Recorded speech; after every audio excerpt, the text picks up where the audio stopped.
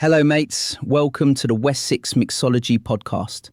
I'm Scotty Clark and our show today is about creating effortless holiday elegance with a silky, bubbly, cherry champagne cocktail that will make you look like a proper mixology genius.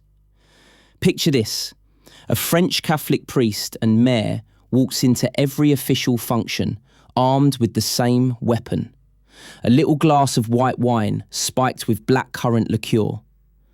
He serves it to diplomats, dignitaries, visiting officials, anyone who'll hold still long enough. Does it so consistently, so relentlessly, that by the time he dies, the drink doesn't just carry his name, it is his name.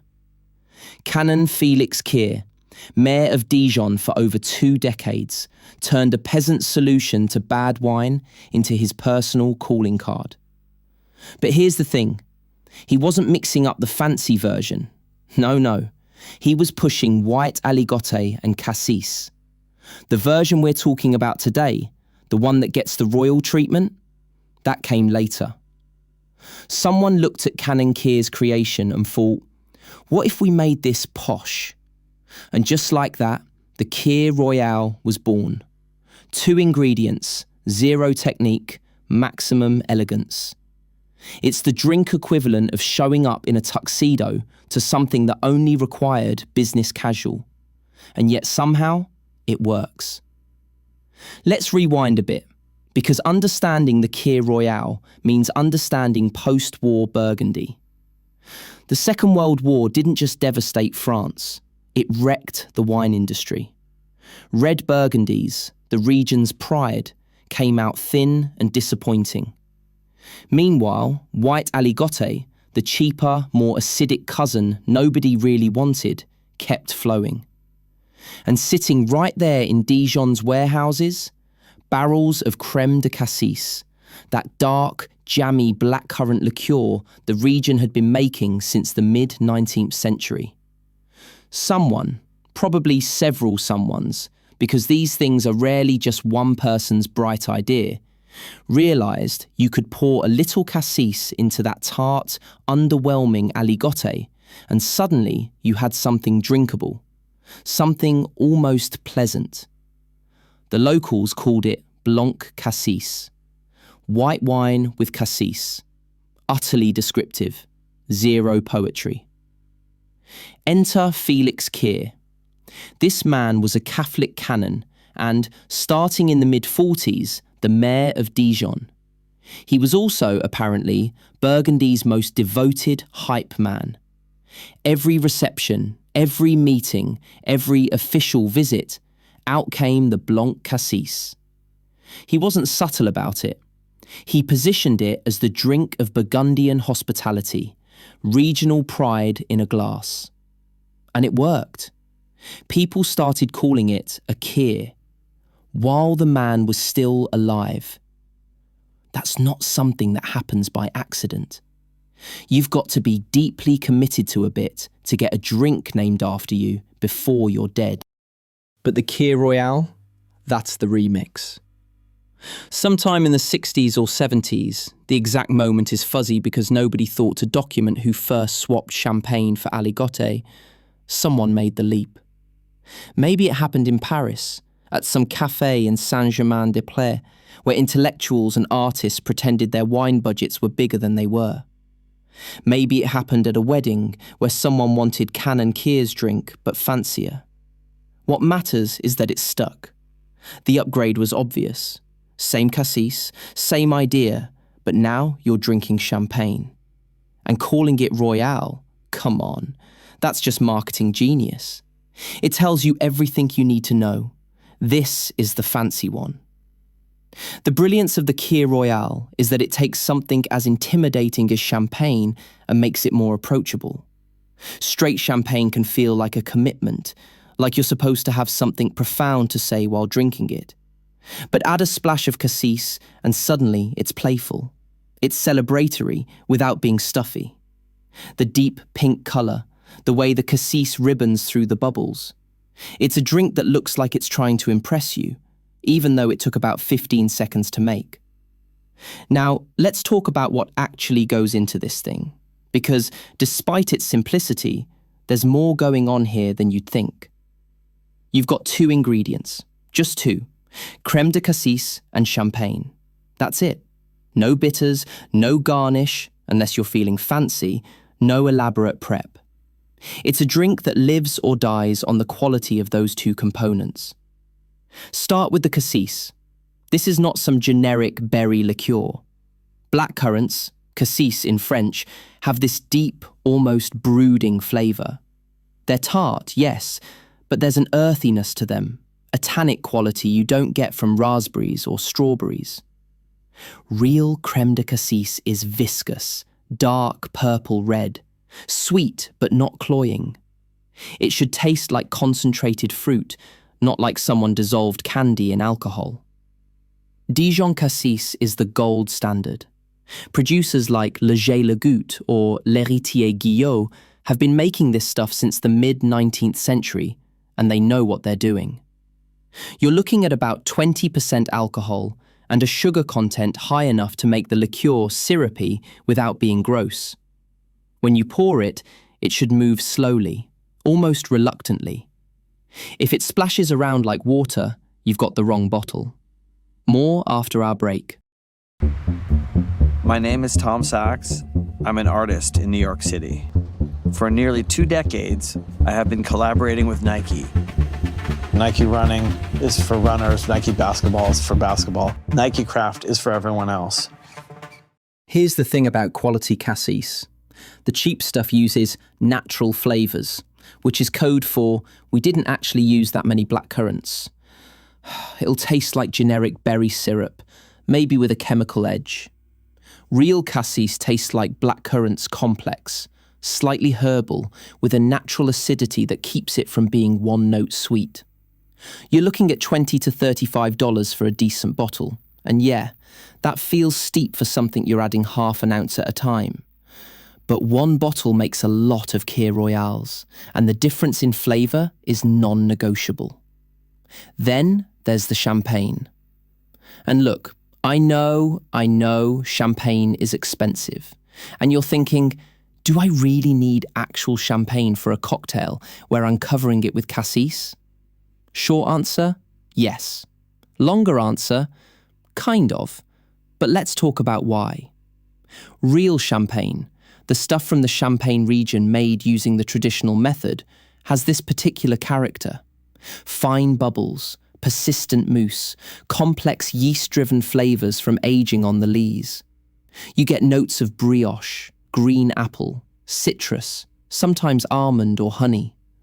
There's a minerality, a crispness, an elegance that cheaper sparkling wines not quite replicate. And that dryness. Brut Champagne has less than 12 grams per litre of residual sugar, is essential. You're adding sweet cassis to this. If your sparkling wine is already sweet, the whole thing tips into cloying territory. Now, can you use Prosecco, Cava, Cremant? Sure, you're not going to cocktail jail, but the drink changes. Prosecco is fruitier, lighter, less structured. Cava has an earthier profile. Cremant, especially Cremant de Bourgogne, is probably the closest substitute. It's made the same way as champagne, just not in champagne. If you go with an alternative, just know you're making a delicious sparkling cocktail, but it's not quite the same animal. The champagne's acidity is doing serious work here. Cassis is sweet and dense. Champagne's bright, tart acidity cuts through that sweetness, balancing it, keeping the drink refreshing instead of heavy. And those bubbles? They're not just for show. The carbonation physically lifts the cassis, circulating it through the drink, carrying the aroma up to your nose. Without the bubbles, this is just sweet wine. With them, it's an experience. One more thing about champagne. It needs to be cold. Properly cold. 40 to 45 degrees. If it's warm, you lose carbonation faster. The drink goes flat, and you've just made expensive, fizzy disappointment. Keep that bottle in an ice bucket. Treat it right. So here's how you make this thing. And I mean this sincerely. If you can pour liquid into a glass, you can make a Kir Royale. There's no shaking, no stirring, no muddling or elaborate technique. It's a build. You're layering components and letting physics do the rest. First, chill your glass. Champagne flute is traditional. That tall, narrow shape preserves bubbles and looks elegant. A coupe works too if you're going for vintage glamour, though the champagne will go flat faster. Either way, stick the glass in the freezer for 10 or 15 minutes, or fill it with ice water while you're getting everything ready. Right before you build the drink, dump the ice water and make sure the glass is dry. Water droplets create nucleation points for bubbles, and you'll get more foam than you want. Pour your crème de cassis into the empty glass. You're looking at about 1/2 ounce to 2/3 of an ounce, depending on how sweet you like things.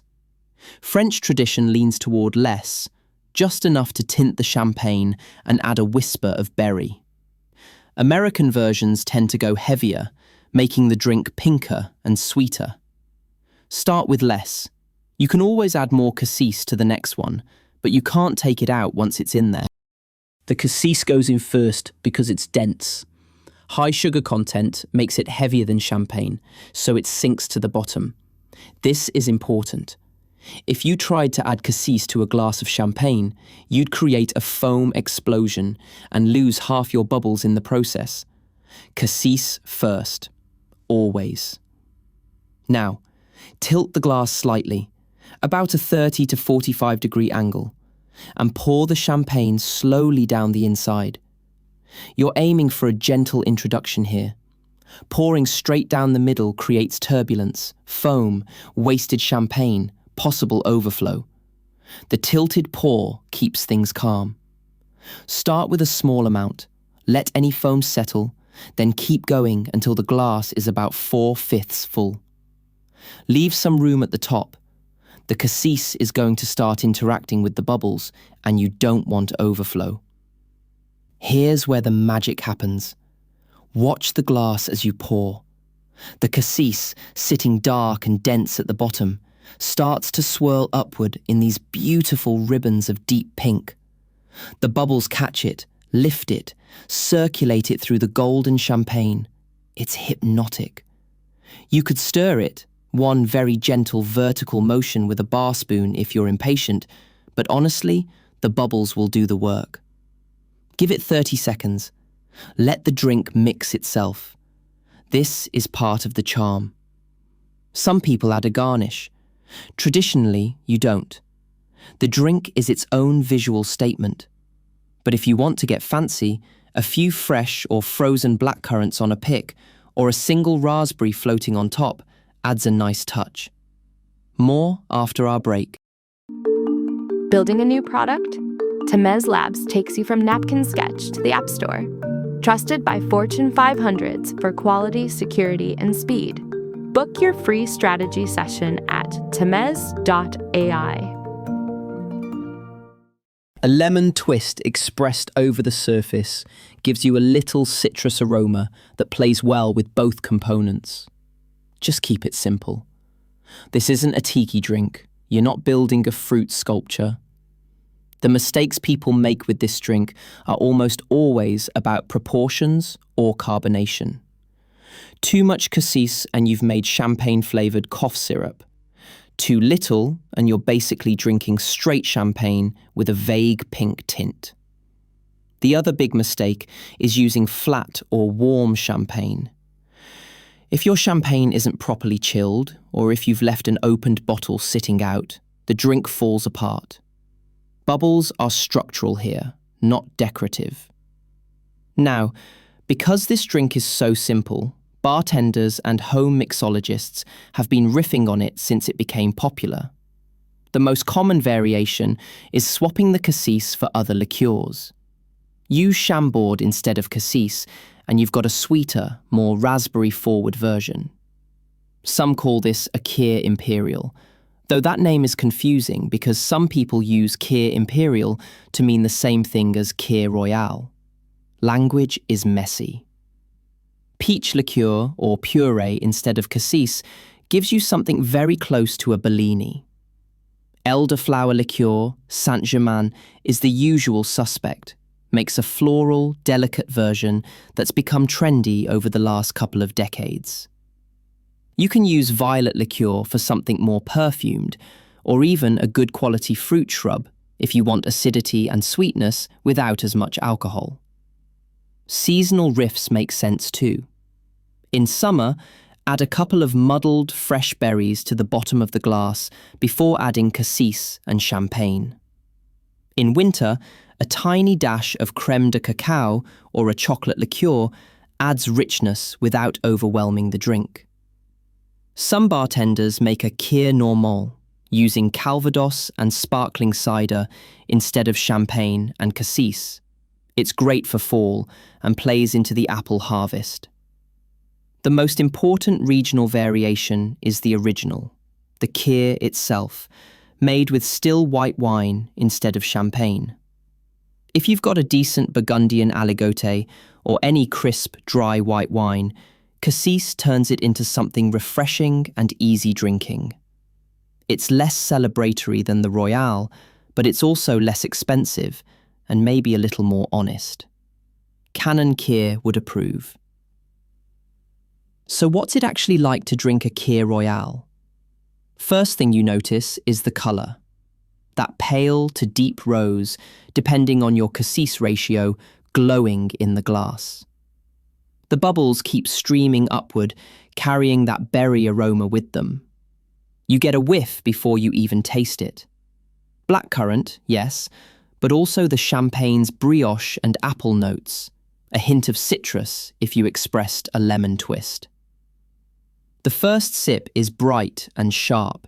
Champagne's acidity hits first, then the cassis sweetness follows, dark fruit and subtle earthiness. It's not a punchy drink. It's delicate, balanced, the kind of thing that disappears dangerously fast because it's so easy to drink. The carbonation keeps everything lifted, bright, refreshing.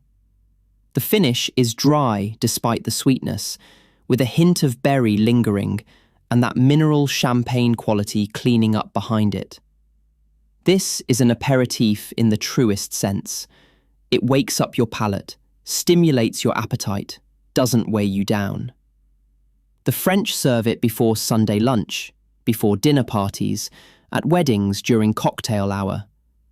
It works from late morning brunch through early evening. It's celebratory without being intense, elegant without being pretentious. Pair it with lighter appetizers, oysters, smoked salmon, goat cheese, anything salty or briny that'll play off the sweetness and acidity. It's also excellent with conversation and doing absolutely nothing. The best cocktails don't need an excuse. Here's what makes the Kir Royale matter, I think. And I say this as someone who experiences cocktails purely through research and description, which is its own kind of challenge. It proves that sophistication isn't about complexity. You don't need 12 ingredients and a smoking gun and some elaborate presentation involving dry ice. Sometimes elegance is just two things, done right at the right time. The Kir Royale is what you serve when you want people to feel special without trying too hard. It's what you drink when you want to mark a moment, a holiday, a celebration, a Sunday that feels a little different from the others. It's what Canon Kir understood way back in post-war Dijon. A good drink isn't about showing off. It's about hospitality, about making people feel welcome, about taking what you've got and turning it into something memorable. So chill your champagne, buy decent cassis, pour it into a cold glass and watch the ribbons of pink swirl upward through the bubbles. Make it for yourself. Make it for someone you love. Make it because it's Tuesday, and Tuesdays deserve something elegant. It'll take you 30 seconds. And for those 30 seconds, you're not making a cocktail.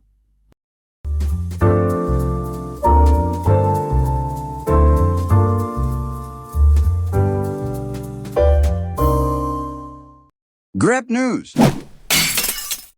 Thomas.